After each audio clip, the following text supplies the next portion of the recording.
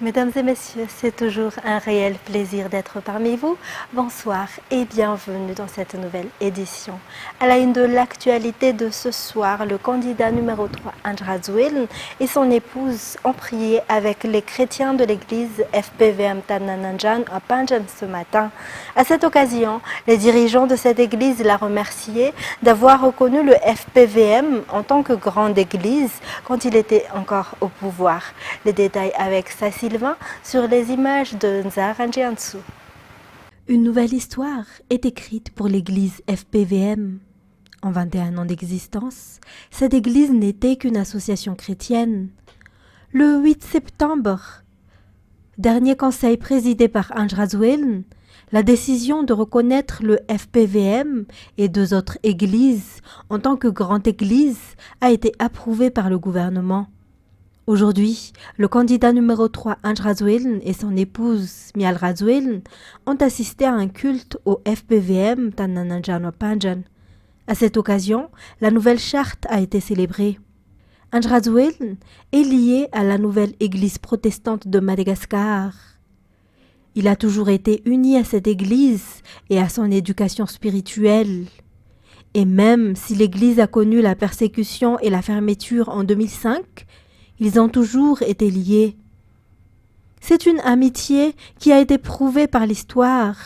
Et la nouvelle église protestante de Madagascar et le candidat numéro 3 continueront de traverser ensemble toutes les épreuves à venir. Pour le remercier, l'église dirigée par le pasteur Jean-Joseph Ranjanatwanj a offert sa bénédiction au candidat Andra Zouel et sa famille. Afin d'améliorer le travail de prédication et l'agrandissement de l'église, Andra Zouel et son épouse Mialra Zouel ont fait don de 2 hectares de terrain au FPVM ainsi que d'une voiture 4x4.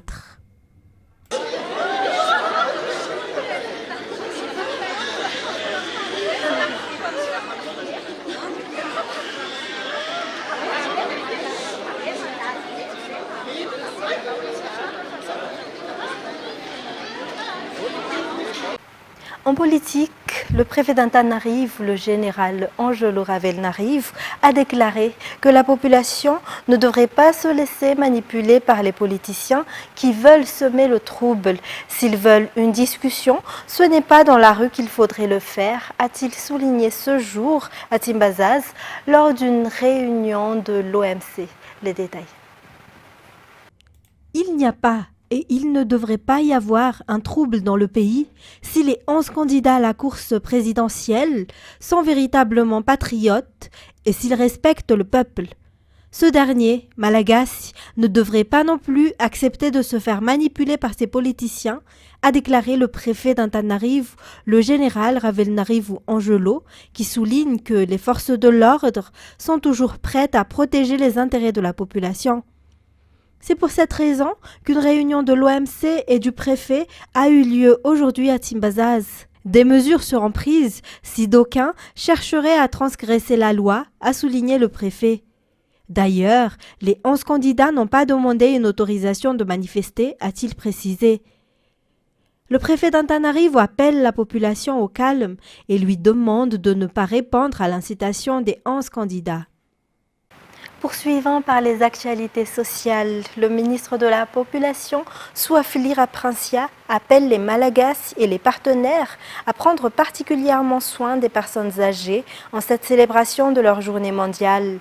Pour cette année, le thème de la célébration est Msukach Ewaniv Naskadznulnamar Samiaf ou Fandavrarinani Fampiatina Arat Social si Aratuekaren, traduit littéralement par s'ouvrir au groupe de personnes pour assurer le développement économique et social.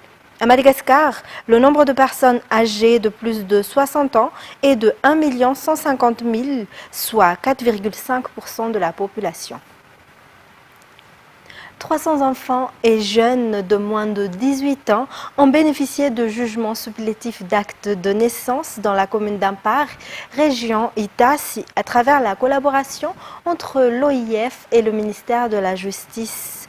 Cette action aide particulièrement les personnes en situation financière vulnérable, ont souligné les bénéficiaires.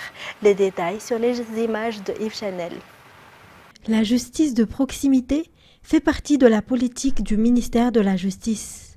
En 4 ans, des milliers d'enfants et de jeunes âgés de moins de 18 ans ont bénéficié de jugements supplétifs d'actes de naissance à travers le ministère de la Justice et les partenaires tels que l'OIF.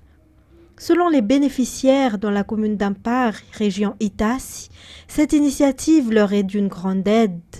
En effet, pour de nombreuses raisons, mais surtout financières, ils n'ont pas pu déclarer leurs enfants auprès de la commune à leur naissance. Selon le maire de la commune d'Ampar, des porte-à-porte ont été effectués pour identifier les enfants qui n'ont pas de copie et les sensibiliser à venir pour cet événement. 300 enfants et jeunes de moins de 18 ans ont répondu à l'appel et ont reçu leur copie.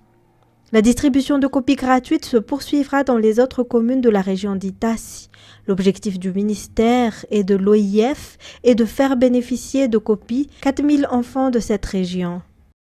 Et plus de 200 foyers ont bénéficié de riz gratuitement ce jour aux 67 hectares, une œuvre caritative d'une association islamique. Selon les explications du président de l'association, les difficultés financières que traversent les foyers malagasy sont les raisons de cette initiative.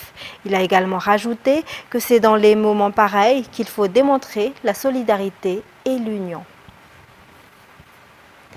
En économie, une nouvelle crise mettra à mal le secteur du tourisme qui commence pourtant à se relever, expliquent les opérateurs touristiques malagasy.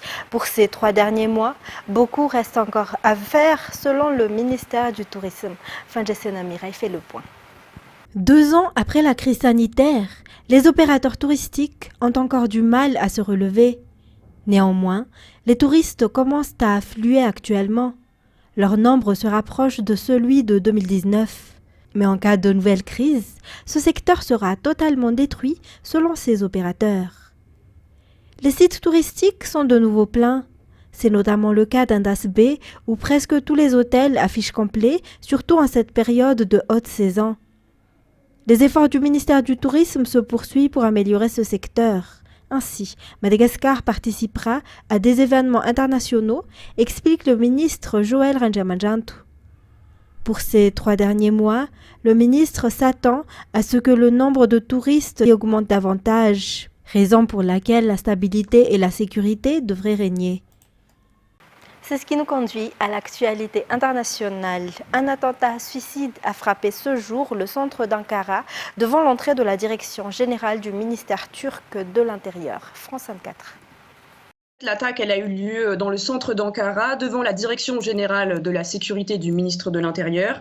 Le quartier, il est toujours bloqué à l'heure actuelle et aujourd'hui, le Parlement, qui est dans le même quartier, doit faire sa rentrée après la pause estivale et le chef de l'État, Recep Tayyip Erdogan, doit normalement y prononcer un discours. Alors l'annulation, elle n'a pas encore été annoncée et la séance doit normalement avoir lieu dans 2 heures. De nombreux policiers sont donc toujours mobilisés et des opérations de déminage sont d'ailleurs toujours en cours. Le ministre de la Justice, Yilmaz Tunç, a déclaré qu'une enquête a été ouverte et qu'elle sera menée, je cite, à grande échelle. Alors les autorités parlent d'une attaque terroriste sans donner plus d'informations sur l'affiliation. Le ministre de la Justice a déclaré qu'une enquête a été ouverte et qu'elle sera menée à grande échelle.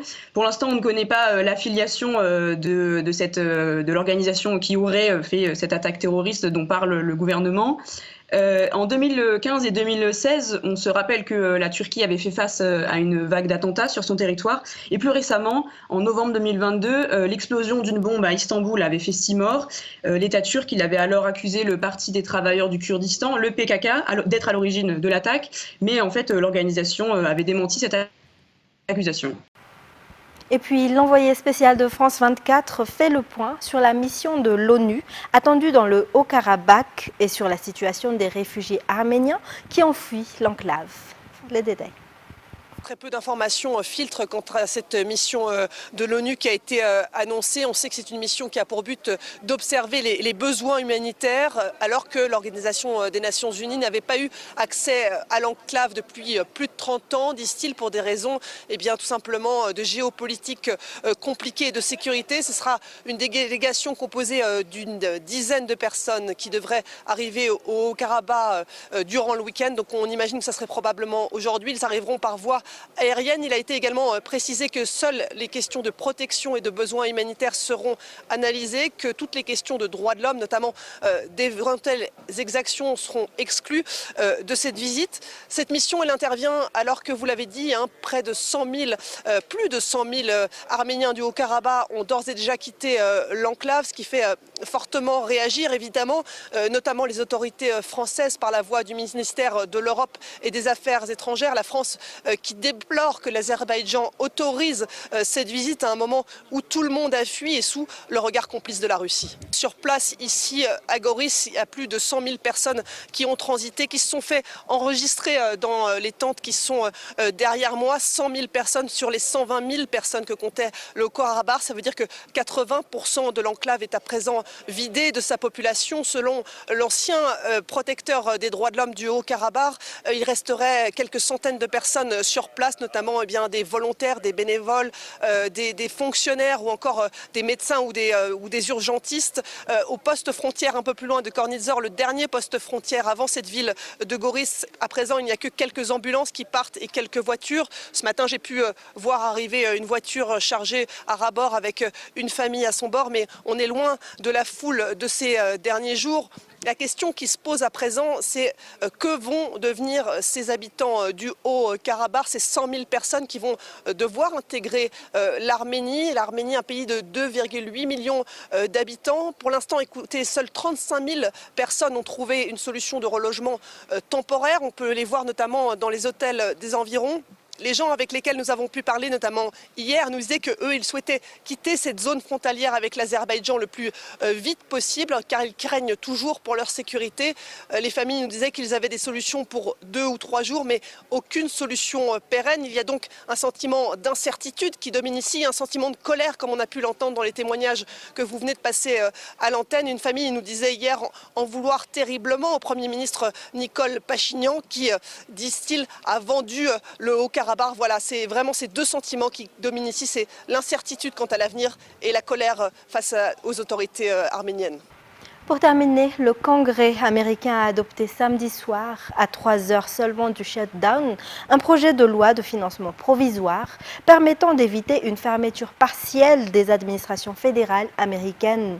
L'aide à l'Ukraine, pierre d'achoppement entre démocrates et de nombreux républicains, ne figure pas dans le texte de l'accord. France 24. C'est donc un sauvetage à l'arraché organisé par Kevin McCarthy, le speaker de la Chambre des représentants, qui au dernier moment, à quelques heures seulement d'une échéance qui aurait effectivement plongé le pays dans un nouveau shutdown, Kevin McCarthy est parvenu à proposer un texte qui fait globalement consensus. Et ce, grâce à un soutien massif des démocrates, figurez-vous. Le Congrès pourrait donc disposer désormais de 45 jours supplémentaires pour valider le budget de l'État si le Sénat, si et seulement si le Sénat embraye derrière la Chambre basse. Vous l'avez dit, pendant ce temps, l'administration Biden pourra disposer des fonds nécessaires au fonctionnement de l'État, 1,5 million de fonctionnaires quand même, ainsi que d'une enveloppe d'urgence destinée à faire face aux catastrophes naturelles. On rappelle que le principal point de désaccord, mais attention, un désaccord au sein même du parti républicain, on le rappelle, portait sur l'enveloppe de 24 milliards de dollars promis par Joe Biden à Volodymyr Zelensky pour poursuivre la guerre en Ukraine. Ce sujet sera donc vraisemblablement au cœur des tractations des prochaines semaines, on l'imagine. Attention, on précise que le vote, encore une fois, auquel nous faisons allusion est le vote de la Chambre des représentants et que désormais c'est au tour des sénateurs qui sont tous là aujourd'hui sous le dôme du Capitole pour éviter la catastrophe et qui attendent donc le texte de la Chambre basse pour confirmer ce vote.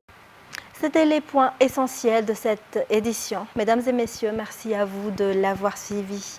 Toute l'équipe de la rédaction vous donne rendez-vous dès demain pour de nouvelles actualités. Au revoir.